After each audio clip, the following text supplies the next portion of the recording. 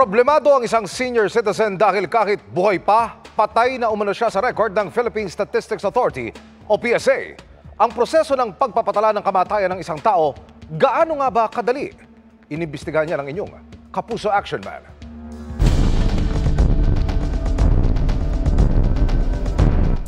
Nitong Hunyo, nakababahalang sumbong ang natanggap ng inyong Kapuso Action Man. Buhay pa pero pinatay na raw sa papel ang senior citizen na si Evangeline noong 26 anyos pa lang siya. Sa death certificate, nasawi umano si Evangeline noong 1983 dahil sa sakit na bronchitis. Kaya hindi niya makuha ngayon ang inaasahang retirement pension mula sa isang ahensya ng gobyerno. Mamaloob ko tsaka talagang maano sa dibdib ko. Ba't ginanon nga ako? Gaano nga ba kadali kumuha ng death certificate para mapalabas sa records ng PSA na patay na ang isang tao? Yung mga namamatay sa hospital na kung saan ang nagpiprepare ng death certificate is the hospital doctors or the admin officers. Kailangan dumaan po yan sa municipal health officer ng munisipalidad. Pag na-validate ni municipal health officer po yon, ay diretso na po yan sa local civil registrar. Sa naitala sa death certificate ni Evangeline na namatay umano sa bahay o maituturing na community death, kailangan lang din dumaan ulit sa municipal health officer po yon para po sila yung mag-prepare ng death certificate. So, doon, ititik lang nila kung not attended or attended yung death ng health officer or not. Based dito sa death certificate po ni Ma'am Evangeline, nakikita natin na complete yung details niya. Bagaman limitado ang manpower ng Municipal Health Office at ng Local Civil Registrar para mabusisi ang detalye ng mga dokumentong na ipapasa sa kanila, tiniyak ng PSA na kasama sa proseso ang verifikasyon. Pero nakapagtataka, lumabas sa record ng PSA na naikasal pa si Evangeline isang dekada mula nang masawi umano siya. Parang imposible na namatay siya ng 1983 and then ikinasal siya ng 1993. Para maitama ang record ni Evangeline, pwede kasi natin itong ipakancel. Having the evidences like yung marriage certificate niya and personally herself na nag-i-exist siya, kailangan lang niyang kumuha ng isang abogado para i-file yung petition sa court for the cancellation of the registration noong death certificate para at least once and for all malinaw na hindi pa siya patay. Naliwanagan na sa ngayon si Evangeline at inaayos na ang mga dokumento para sa ihahaing petisyon. Tututukan namin ang sumbong na ito. Para po sa inyong mga sumbong, pwedeng mag-message sa Kapuso Action Man Facebook page o magtungo sa GMA Action Center sa GMA Network Drive Corner, Samar Avenue, Diliman, Quezon City. Dahil sa anumang reklamo, pang-aabuso o katiwalian, tiyak, may katapat na aksyon sa inyong Kapuso Action Man.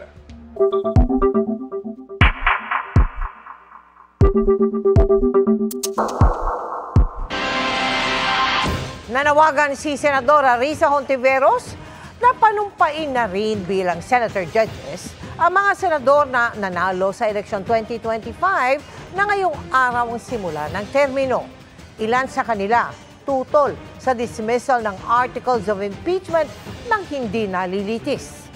Nakatutok si Mav Gonzalez. Pagpatak ng alas 12:01 ng tanghali kanina, nagsimula na ang termino ng 12 senador na nanalo sa election 2025. Kaya si Senator Risa Hontiveros may panawagan kay Senate President at Impeachment Court Presiding Officer Cheese Escudero. Anytime 12:01 p.m. onwards of today, pwede na at sana ipanumpa na ni Presiding Officer yung 12 pang bagong mga senador. Sa 12 newly elected senators, 5 ang re-elected, sina Pia Cayetano, Bato de la Rosa, Bongo, Lito Lapid at Amy Marcos. 4 naman ang returning o mga dating senador na nagbabalik Senado, sina Bam Aquino, Ping Lacson, Kiko Pangilinan at Tito Soto. Habang 3 ang mga bagong salta sa Senado, sina Rodante Marcoleta, Erwin Tulfo at Camille Villar. Sabi ni Hontiveros, in session pa rin ang impeachment court at hindi pwedeng basta lang i-dismiss ang kinakaharap na articles of impeachment ni Vice President Sara Duterte nang hindi dumaraan sa paglilitis. Di tulad ng sinasabi ng iba, the impeachment trial is alive and ongoing. Due process requires it. Hindi naman pwedeng meron lang motion to dismiss, pagbobotohan na namin, dismiss, in effect, acquit. Gayon din, hindi naman pwedeng, hindi pa kami nagkukondukta ng trial, boboto na kami, convict. So, hindi yan patas. Whether sa prosecution, whether sa impeached official, higit sa lahat, sa ating publiko. Sabi rin ni Senador Joel Villanueva, tututulan niya kung may magmosyon na i-dismiss agad ng korte ang articles of impeachment. I don't know if it is still vague to some individuals yung provision ng Constitution, yung initiation, exclusive sa House, trial, exclusive sa Senate. For me, parang napaka-clear nun. We need to have a trial. Gusto rin makita muna ng bagong senador na si Erwin Tulfo ang mga ebidensya kaya kailangang umabot sa trial. Pero sabi niya, I'll be the first one to say kung after few days wala naman laman, why don't we just dismiss this? Pero kung may laman naman, then let's fight. It will take 6 months, Senator Erwin Tulfo, then let's go for it. Sabi rin ni Senador Tito Soto, dapat bigyan ng pagkakataon ng prosekusyon at ang bise na ipresenta ang kani-kanilang argumento. Sabay banggit sa hinaharap ng Senate leadership. I expect that the impeachment court will be called by July 29 kung sino man yung Senate President. Hindi pa pwedeng i-dribble yun, hindi pa pwedeng babae-balahin yun. Hindi pwede because it's what the Constitution says. We have to follow the Constitution. At kahit pa hindi sumunod ang Kamara sa ikalawang utos ng impeachment court na dapat ideklara ng 20th Congress na desidido pa silang ituloy ang impeachment, na magkaroon ng schedule para pag-usapan at convene yung impeachment court. Para sa GMA Integrated News, Mav Gonzalez, nakatutok, 24 oras. Sa unang araw ng kanyang pagbabalik City Hall, isinailalim ni Manila Mayor Isko Moreno sa state of health emergency ang lungsod dahil sa lumalalang problema sa basura. Bumitaw na rin sa kontrata ang dalawang nangongolekta ng mga ito dahil sa umano'y utang sa kanila ng City Hall na abot sa halos 400 milyong piso. Nakatutok si Mark Salazar. Mula sa mga pangunahing kalsada gaya sa Tutuban hanggang sa mga secondary road ng Moriones, umaalingasaw ang problema ng Maynila na kabisera pa man din ng Pilipinas. Kaya ang pag-aayos sa basura ang first order of business ng nagbabalik Manila City Hall na si Mayor Isko Moreno. I opted to declare and request the City Council tomorrow, first session day, to declare the state of emergency, health emergency of the entire city of Manila. Ang tansya ni Mayor, mahigit 4,000 metric tons ng basura ang naiwang nakatiwangwang dahil paudlot-udlot umano ang koleksyon ng basura. Mabaho talaga, perwisyo. Tsaka noon mga dumadaan, kaya... At yung natambak dyan, yan, punong-puno lahat yan. Yan, lahat ng mga pedestrian lane na yan, napuno ng basura yan. Sumulat na kay Mayor Isko ang dalawang hauling contractors ng Maynila, ang Fileco at Metro Waste, para voluntaryong i-terminate ang kanilang serbisyo. Hindi na raw nila kayang tustusan dahil umabot na sa halos 400 million pesos ang utang ng City Hall sa kanila mula lang nitong Enero. Pumatong na ito sa halos kalahating bilyong utang naman ng City Hall sa Lionel na unang bumitaw din sa kontrata. Because of financial mismanagement. From 561 million, today as we speak, 950 million na ang bayarin sa basura. Almost 400 million na hindi rin binayaran ang Metro Waste at Fileco. Pero Lionel din ang pinakiusapan ni Mayor Isko na magbalik hakot ng basura. Kahit wala pa silang bagong kontrata. Tumalima naman ng Lionel at nangolekta ng libre simula kaninang 2:00 ng hapon. Nung mabalitaan ng mga taga Esquinita Madrid extension na naandito na yung maghahakot ng basura, naglabasan. Sila kuya, naipuna na ho kayo ng basura? Oo, naipuna na. Ngayon, kinukuha na ngayon. Meron na po. Opo. Ano ba yung mga basura mo?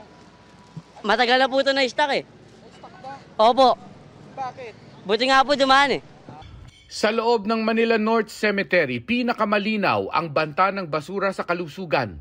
Kahit maliit ang komunidad dito, aabot daw talaga ng ganyan ng basura kung walang nangungulekta. Minsan-minsan to may punta raw pong DPS. Kaya lang pili lang yung mga kinukunang lugar. Sa kanyang press conference, tinanong si Mayor Isko kung pananagutin niya ba ang pinalitang mayor sa problemang ito sa basura. We will dedicate our time, 2% of it going after to those who are liable, administratively and criminally. 90% of our time, we will dedicate it to the people of Manila by serving them. May hindi na bayaran. When you acquire services and products at hindi mo binayaran, ang tawag dyan is tapa. Sinusubok pa namin kunin ang panig ni dating Mayor Hani Lacuna. Para sa GMA Integrated News, Mark Salazar, nakatutok 24 oras. Mga kapuso, maging alerto dahil posibleng magtuloy-tuloy ang mga pag-ulan sa halos buong linggo. May low pressure area ngayon sa loob ng Philippine Area of Responsibility. Huli ang namataan 920 kilometers silangan ng Central Luzon. Ayon sa Pag-asa, may medium na tsansa itong maging bagyo sa loob ng susunod na 24 oras. Nakaka-apekto ang trough o yung extension ng LPA sa ilang bahagi ng bansa kasabay ng patuloy na pag-iral ng habagat. Base sa datos ng Metro Weather, makararanas ng pag-ulan ang halos buong Luzon, pati ang malaking bahagi ng Visayas at Mindanao lalo na sa hapon. May heavy to intense rains na posibleng magpabaha o magdulot ng landslide. Sa 3-day outlook ng Pag-asa, magpapatuloy ang makulimlim na panahon at mataas na tsansa ng ulan sa Metro Manila hanggang Huwebes. Sa Baguio City, maaliwalas bukas at sa Miyerkules, maliban sa localized thunderstorms. Sa Huwebes, posibleng tumaas ang tsansa ng ulan, pwede ring ulanin ang Metro Cebu sa mga susunod na araw habang may posibleng thunderstorms naman sa Metro Davao. Bukod sa LPA sa silangan ngayon ng Luzon, may iba pang sama ng panahon na posibleng mabuo sa paligid ng Pilipinas. Ang isa ay sa Hilagang Silangan ngayong linggo. Sa silangan naman sa susunod na linggo at posible ang pumasok sa Para. Antabayan ng updates dahil pwede pang magkaroon ng pagbabago sa mga susunod na araw. Mas maraming Pilipino ang nagsabing pabor sila na muling sumali ang Pilipinas sa International Criminal Court o ICC matapos itong pumalas noong 2019 batay sa resulta ng survey ng Octa Research. Sa kanilang tugon ng masa survey, 57% ang nagsabing pabor silang bumalik ang Pilipinas bilang miyembro ng ICC, 37% tutol at 6% ang undecided. Ayon sa Octa Research, non-commissioned ang survey na ginawa mula April 20 hanggang 24 at may 1,200 na Pilipinong edad 18 pataas na respondents. Meron niyang plus-minus 3% na error margin at 95% na confidence level. Wala pang komento kaugnay dyan ng Malacanang.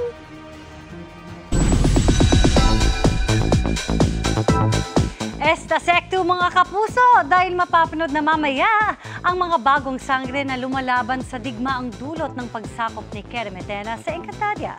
Challenging pero worth it ang shoot mula Encha na hanggang fight scenes para kay Isabel Ortega na gumanap na Hara Armea. May chika si Aubrey Carampel. Nagsimula na ang pananakop ni Kera Metena sa Encantadia. Kasama ang kanyang mini-ave army, nilusob nila ang mga kaharian. Unang pinaslang ni Metena si Hara Cassandra ng Lireo. Hindi mapapasayo ang Lireo. Saan ka kakamali? Sapagkat ang iyong pagkasawi ay simula pa lang ng aking mga balak upang makuha ang buong Encantadia! Nasawi na rin sina Mira at Lira sa kamay ni Zaur at Daron. At ang match na ng Sapiro na si Muros. Si Sangre Alena, nabihag na rin ni Metena. Hanggang sa mundo ng mga tao. Si Teo, napatay naman ni Olgana. At di kinayang sagipin ng brilyante ni Sangre Danaya. Si Sangre Pirena, puno rin ng paghihinagpis dahil sa pagkawala ng mga mahal sa buhay. Hahanapin ko ang pumaslang sa aking anak at hadiah. Pagbabayarin ko sila!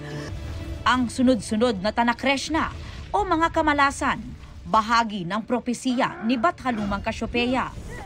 Pero bago yan, ipinakilala ang bagong Hara ng Sapiro, si Armea, ang anak ni na Alena at Ibaro na ginagampanan ni Isabel Ortega. Sabi ni Isabel, isang karangalan daw ang mapabilang sa mahiwagang mundo ng Encantadia.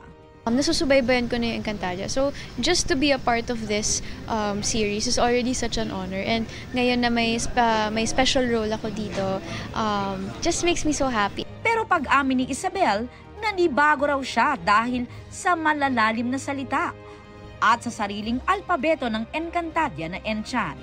Sobrang complex pala, Miss Aubrey, ng mundo ng... Like, it's literally an alternate universe to the point na first day ko.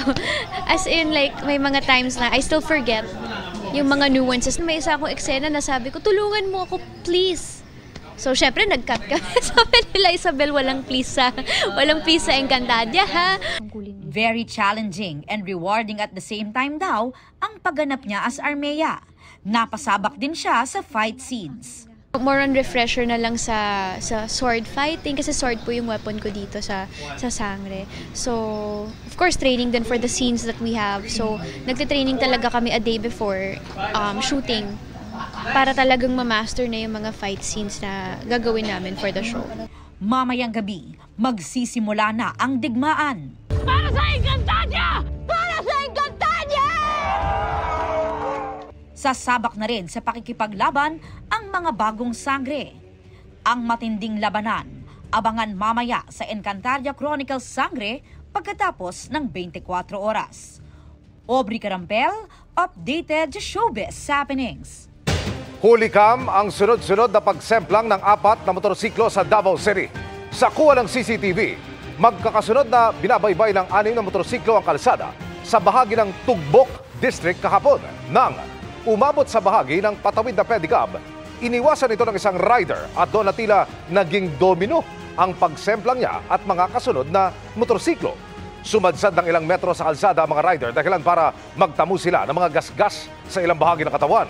Kwento ng kagawad na may sakop sa lugar, magkakasama ang 6 na rider. Wala rin anyang ibang nadamay sa insidente. Pinagtibay ng Comelec and Bank ang deklarasyong si Bienvenido Abante Jr. ang maupong representative ng Manila 6th District. Sa isang resolusyon, ibinasura ng Comelec and Bank ang motion for reconsideration ni Luis Joey Chua Uy laban sa unang desisyon ng Comelec 2nd Division na ipawalang bisa ang kanyang Certificate of Candidacy. Ayon sa NBank, hindi natural-born Filipino, kundi naturalized Filipino citizen si Uy, kaya hindi siya kwalipikadong tumakbo. At dahil dito, si Abante na ikalawang nakakuha ng pinakamaraming boto ang mauupo. Ayon kay Comelec Chairperson George Garcia, pwede pang humiling si Uy ng temporary restraining order mula sa Korte Suprema. Dumulog na sa Korte Suprema ang kampo ni Uy sa paniwalang natural-born Filipino siya. Kanina ay hindi na anya tinanggap ang ihahain niyang panukala sa Kamara dahil wala na umano sa listahan nito ng miyembro. Pero giit niya na iproklama na siya at nakapanumpa na. Bukod sa bigas, iniutos na rin ni Pangulong Bongbong Marcos sa National Food Authority ang pagbili ng mais na posibleng simulan sa susunod na taon. Pero ayon sa isang grupo, hindi pa rin sapat ang dami ng binibili ng NFA na ginagamit lang tuwing may emergency. Nakatutok si Darlene Kai. Tanong ng mga magsasaka kay Pangulong Bongbong Marcos nang dumalaw siya sa Muñoz, Nueva Ecija. Paano matutugunan ng pamahalaan ang mababang presyo ng pagbili sa ating mga produkto ng agrikultura at mapababa ang gastos sa mga inputs ng pagsasaka? Sagot ng Pangulo, iniutos niya na rin ang pagbili ng National Food Authority ng mais mula sa mga magsasaka bukod pa sa palay. Rice and corn talaga yung NFA. Ang presyo na yan ay kailangan maganda ang hanap buhay ng ating mga farmer. Lahat ng mga inputs, lahat ng pati sa buying price, lahat yan ay titiyakin namin na sapat para naman yung ating mga farmer ay may hanap buhay naman at mapakain ng kanilang mga pamilya, mapag-aral ang kanilang mga anak. Ibig sabihin, hindi anya bibilhin ang mais at palay sa presyong ikalulugi ng mga magsasaka kahit pa magmura ito sa mga pamilihan. Hindi magbabago ang buying price ng palay ng NFA. Hindi namin ibababa ang buying price. Hindi lang naman sa ang suporta na ibibigay natin, hindi lamang dun sa palay buying, kung hindi sa iba't ibang inputs. Kasama sa mandato ng NFA ang pagbili ng palay mula sa mga magsasaka para may buffer stock ang pamahalaan na maaaring gamitin sa emergency situations, kabilang ang food emergencies kung ideklara ito. Ang Pag-asa ay maisama na rin ang mais sa mandatong yan. Sa ngayon, mas mahal ang bilhin ng NFA sa palay kumpara sa umiiral na farm gate price, na ayon sa Philippine Statistics Authority ay pababa mula Enero at mas mababa rin kumpara sa parehong panahon noong 2024. Kung mais ang pag-uusapan naman, mas mahal ang farm gate price itong unang bahagi ng taon kumpara sa huling quarter ng 2024. Pero tingin ng Sinag o Samahang Industriya ng Agrikultura, hindi sapat ang dami ng binibili ng NFA na buffer lang kung may emergency. Hindi makakatulong to support our farmers yung binibili ng NFA dahil wala pang 2%. Ibig sabihin, yung 98% ng harvest for this cropping season up to December, hindi makakatulong yung NFA. So, kung isasalo pa yung corn, tapos ang budget, ganun pa rin, wala rin kwenta. Dapat daw dagdagan ang pondo ng NFA para makabili sila sa mas maraming magsasaka. Sa akin, mas maganda directly kung bumili ang farmer, kung nagbenta ang farmers ng 10 pesos, for example, magbigay na lang ng incentive na 5 piso. Kaysa yung NFA is buying at 24 pesos pero limited na tao lang ang pagbibigyan. Sabi naman ng NFA, posibleng sa susunod na taon pa simulan ng pilot implementation ng pagbili rin nila ng mais na ikakasamuna sa mga piling lugar. Mula sa Nueva Ecija para sa GMA Integrated News, Darlene Kai, nakatutok 24 oras. Literal na na-fall ang isang fan sa gitna ng performance ni Sparkle star Paul Salas sa Palawan. Wala siyang kaalam-alam na ang kinuha niyang silya, ang uupuan pala ng isang fan. Ang special message niya rito sa chika ni Aubrey Carampel. Masayang sinalubong ng isang fan si Sparkle star Paul Salas sa gitna ng kanyang performance sa isang event sa Brooks Point, Palawan. Pagkatapos magpa-picture, bumalik ang fan sa upuan. Pero bigla na lang siyang natumba dahil ang upuan, kinuha pala ni Paul. Tuloy naman sa pagpe-perform si Paul na tinuntungan pa ang monoblock at tila walang kaalam-alam sa nangyari. Viral ngayon ang performance na yan online.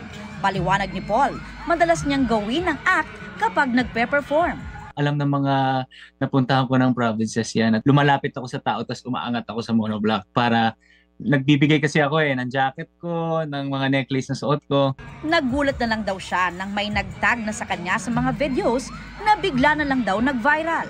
Hindi ko alam na upuan niya yun kasi nga tumayo siya. Naka-ano pa ako noon, naka-ear monitors. So wala talaga ako naramdaman anything. Nakausap namin ang babae sa viral video na si Katrina Lopez. At ang nangyari, ipinost niya pa sa kanyang Facebook page na Kaibig Mini Vlogs.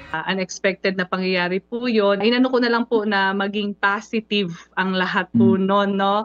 Na salamat din kay Sir Paul kasi napasaya niya po syempre kami. Kaya pakiusap niya at ni Paul, itigil na ang negative comments. Unang-una madam, sorry.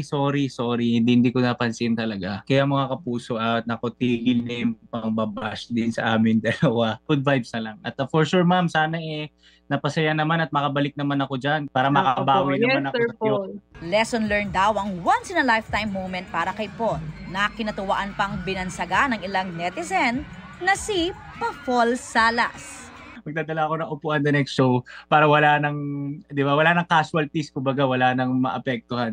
Aubrey Carampel, updated showbiz happenings. 23 anyos na lalaking angkas ng motor na nanghablot ng cellphone na aresto sa tulong ng truck ng bumbero. Kung paano, alamin sa pagtutok ni Bea Pinlac. Tinatahak ng mga tauhan ng Bureau of Fire Protection ang Tayuman Street sa Barangay 353 Santa Cruz, Maynila nang makita nilang dalawang lalaking ito na sakay ng motorsiklo. Ang angkas ng motor, biglang hinablot ang cellphone ng isang pasahero ng tricycle na nasa tabing kalsada. Hinabol po nung biktima yung nanghablot po ng cellphone niya.